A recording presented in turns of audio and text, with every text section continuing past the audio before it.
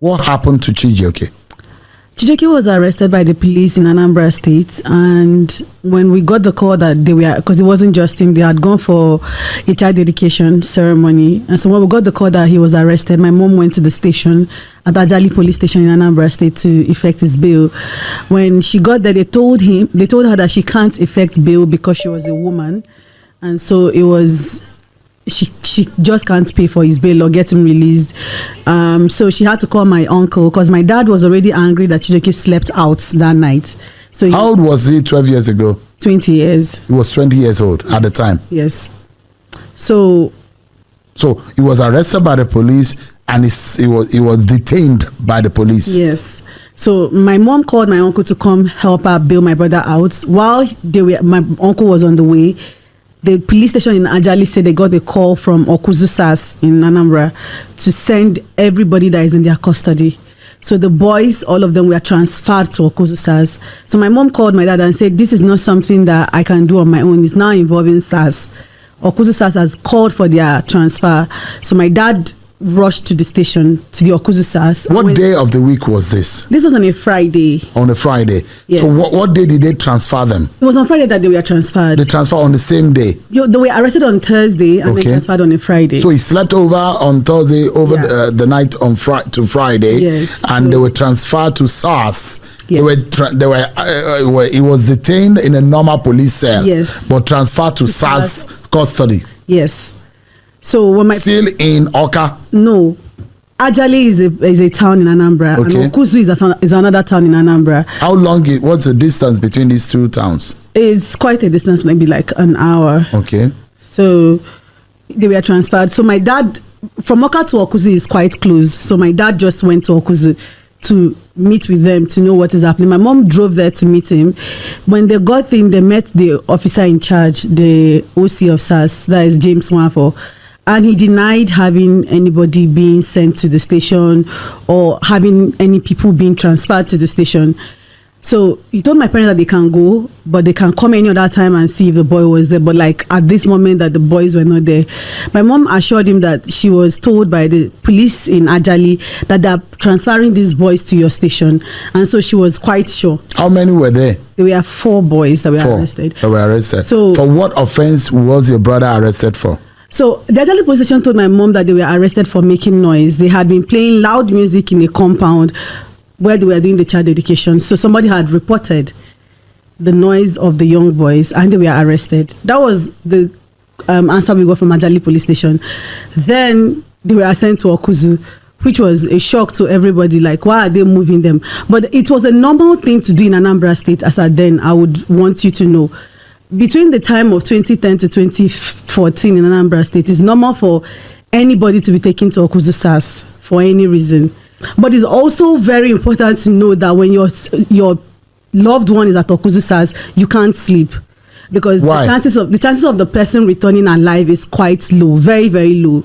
Okuzu SARS was known for young people in Anambra State. And this is something that is easily verifiable. When the panel of inquiry was set up in Anambra State after the NSAS was violently shut down, they had over 100 cases at the panel, all of them pointing at what happened between 2010 and 2014 in Anambra State, all pointing at James Nwafo, who was the officer in charge in Okuzu SARS, all of them pointing at people losing their loved ones, never being charged to court for any reason.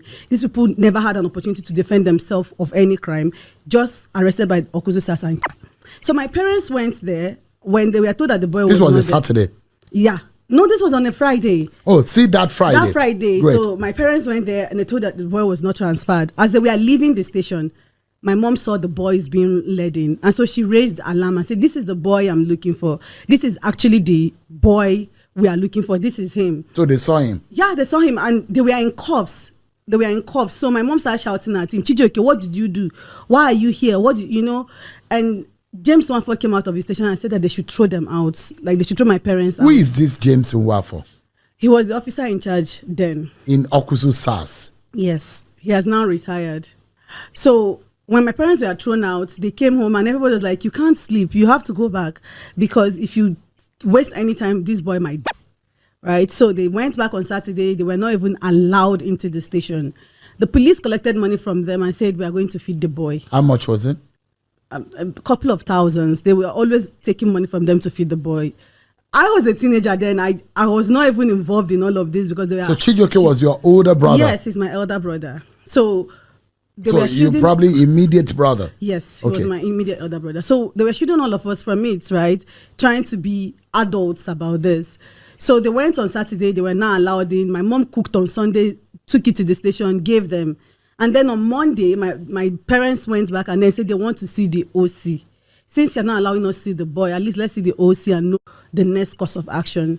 And then they got in, they met with James Nwapa and tells him, please, sir, we've been trying to see this boy since he was brought here, but we've not been able to. So we want to know what is the next course of action.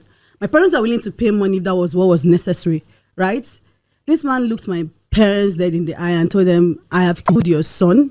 No, he said, if it's those boys that you came to see, I've killed them and there's nothing we can do about it. You are too late.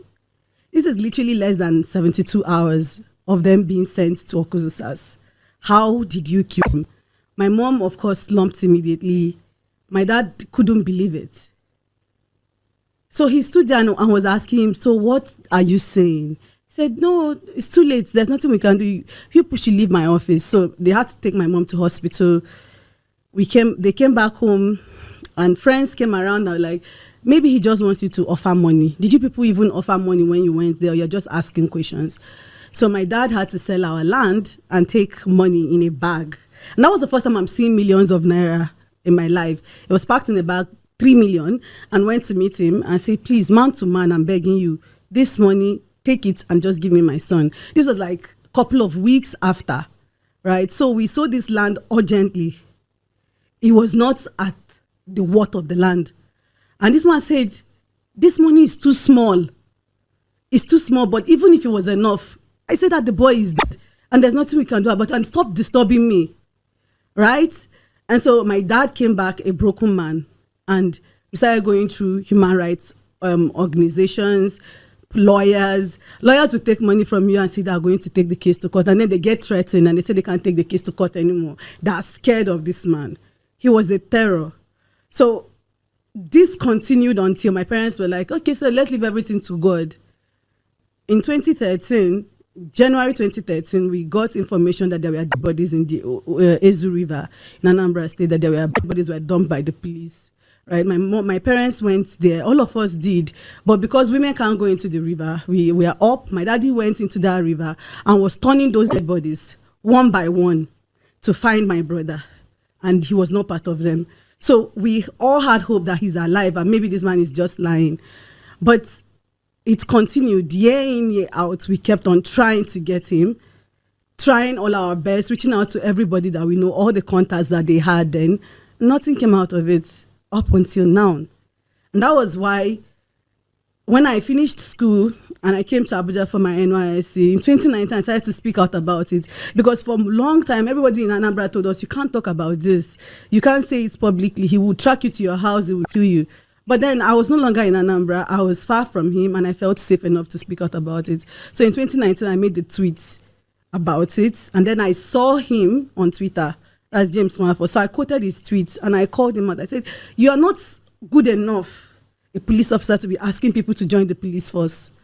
So I detailed what had happened to my brother and everything. And he replied, funny enough, they said, oh, those boys were arrested for armed robbery. And there was exchange of fire and my brother died. How is there exchange of fire when my parents saw him alive in your custody? But even if my brother was Anini, even if he was the worst terrorist on earth, you have arrested him. He deserves his day in court. Why didn't you just take him to court? How did he get in your custody? It was a simple question, and he never did answer that question. So when NSAS started in Abuja, I was at the office. I heard that some people went on the protest and we were chased back by the police that Friday. And I started to join the protest. So I joined and led the protest in Abuja up until the time it was quelled in Lagos and all of us were scared for our lives. And I had to go back to Anambra State for the judicial panel. And that was it. I went to the judicial panel. That's a whole new problem on its own. My lawyer came from Abuja, Abdul Mahmood. He was my lawyer then. He came from Abuja to Anambra. We went to the panel. And the police then says, okay, so yes, the police legal rep, his name is Innocent Obi. He says, yes, the boy was arrested. The boys were arrested. And then they were interrogated. And they confessed to being armed robbers. And in January 2013, which is a different story from what James Sanford says, right? In January 2013, they took them to their hideouts. And when they got to their hideouts, their colleagues opened fire on the police, and my brother was shot. And he was taken to Nnamdi Azikiwe University Teaching Hospital, Newi, and he died there. So my lawyer asked for the doctor to come and confirm if this is true. The doctor did not come. Okay, so if the boy is dead, where is the body? The least you can do is to release the body to the family. Nothing like that has happened. Nobody gave us an answer to that. I was hopeful at that panel that after the panel has sat, they would then release their findings to the public and maybe make a recommendation. Anything. I wanted justice. I was really quite hopeful. Everybody in my family was like, okay, this is the time that we might get justice for it. Unfortunately, that didn't happen. The NSAS panel, Judicial Panel of Inquiry in Anambra State, never released their findings. They never made it public. It was submitted to the governor, of course, and nothing came. No white paper was released. Nothing was said about it, and it just felt like everybody moved on, right? And this has been the path. We would have hope that something will happen, and then nothing happens. Last year, I decided to do a one-person protest in Abuja myself because I was quite scared for people joining the protest. It was in July, which was ideally Chijioke's birthday. I was scared of doing the protest with people because a new government was just inaugurated. I don't know how they would react to a full-blown protest. I did a 10-day one-person protest in Abuja. And it led to my rep, Obi Orobu, taking my petition, finally like paying attention to me, of course, and taking my petition to the Public Petition Committee of the House of Representatives. In December last year, I was called to the committee. I went. The police did not come the first day. They came the second time of the hearing. They said that they did not have enough information. Bear in mind that between 2019, when I took over advocacy for my brother, to 2024, I've sent over 20 petitions. I got to a point where like I was a lawyer writing petitions every other day. The police acknowledged receiving my petition via email. I sent them an email. On Twitter, the PRO acknowledged seeing my petition. They accepted that they saw it, but then at the panel, they said they didn't see my petition at all. They never got it even from the panel because I submitted at the panel too. So they were issued a new one.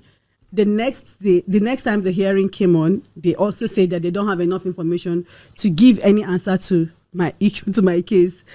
And so the panel mandated them to send the IG because this case has been on for so long. They want the IG to come and give an answer to this issue. And that was how the police stopped coming to the panel. I went, the last hearing was in April. The panel told me that they would get back to me on a new date. They've not given me a new date. The police never came to the panel. They never gave answers to this issue. And the body of Chijioke has not been found at all up till today. How much did you miss Chijioke? Sharon, like, I am literally controlling myself to not cry. I love my brother to death. And that was why when everybody has moved on, I keep on pushing for it. That's why I did the protest, the one-person protest. It wasn't because it was fun. It wasn't easy, Sharon. I was under the sun and rain. It was in July. And you know Abuja's sun and rain and how it comes. I was under that sun with my placard. And people were passing me in front of National Assembly, looking at me with pity eyes, and yet I still have not gotten justice. That's how far I can go for him. That's how much I love him.